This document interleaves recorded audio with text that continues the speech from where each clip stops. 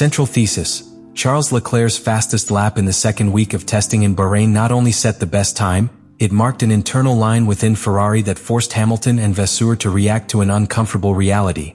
The SF26 already has a natural owner. What if I told you that in just one lap in Bahrain, Charles Leclerc has just changed Ferrari's internal balance against Lewis Hamilton? Because what we saw in the second week of testing was not a simple best time in an irrelevant preseason table. It was a statement. It was a direct message from the cockpit of SF26 saying, "This car belongs to me." While many teams were still playing hide-and-seek with conservative fuel loads and engine maps, Leclerc pulled out a lap that left half the paddock staring at the screen, and most importantly, left Hamilton in reflective silence and Vasseur measuring every word in front of the microphones. We are not talking about an empty round for starters.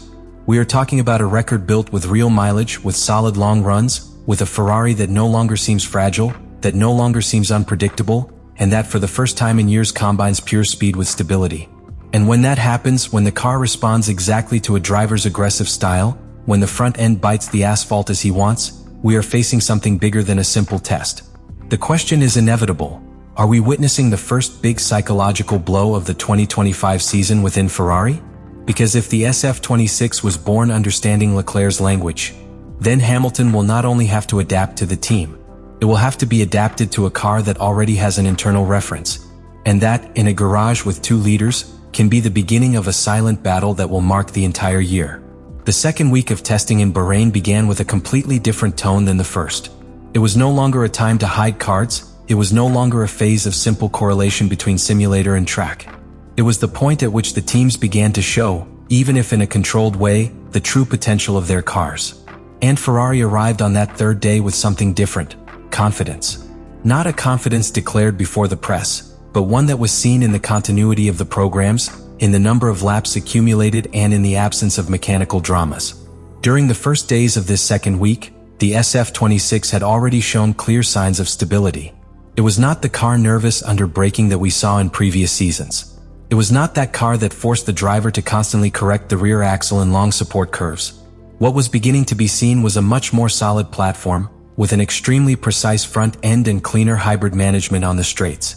Ferrari was no longer experimenting blindly, I was validating what I had designed. And then came the return. Charles Leclerc started in a session that, apparently, was part of a logical performance program. It was not an isolated attempt at glory. The car had mileage on it, it had completed long runs with controlled degradation, and the data was beginning to repeat itself coherently. When he crossed the line and the stopwatch showed that time in the range of 133 to 134, it was not only the best record of the day, it was a technical confirmation that the SF26 had connected simulation, wind tunnel, and real track. But what was truly important was not the number, it was the way. Leclerc built the return with surgical aggressiveness. Late braking without blocking, determined entry into the middle curve, a natural rotation of the car that seemed to anticipate every movement of the steering wheel. The front end responded as if it were designed specifically for that style. And when a car responds like this, the driver stops thinking and starts to flow. That is the point at which the special laps appear. Meanwhile, the context played in favor of the red narrative. Mercedes showed closeness, yes, but with different compounds and fewer laps in comparable conditions. Red Bull, for its part, suffered interruptions that prevented it from building a solid reference. McLaren worked more focused on long runs than on the media hit. Ferrari, on the other hand, seemed to combine both, one-lap pace and consistency in race simulation.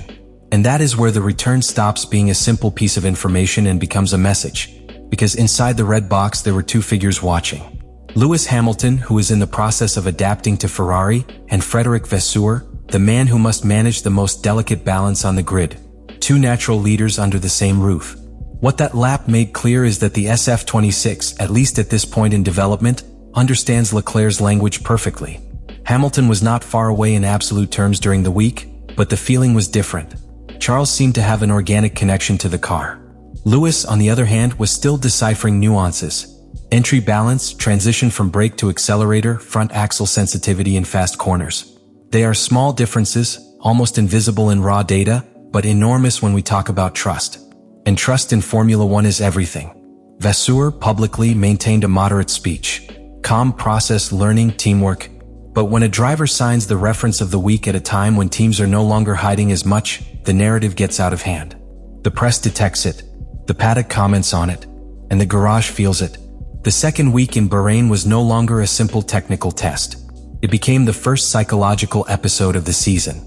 Ferrari no longer seems like a project under construction. It looks like a team that has taken a real step. And within that step, Leclerc has launched the first blow. The great question that opens up after this act is profound. Was the SF26 born with competitive DNA aligned with Charles? Because if that is so, Hamilton will not only have to adapt to the team. You will have to speed up your process so as not to end up in the role of internal persecutor from the beginning. And in a championship that promises minimal margins, starting as a chaser inside your own box can set the tone for the entire season. When a car demonstrates such a natural connection with one of its drivers from the beginning of the year, engineers take note.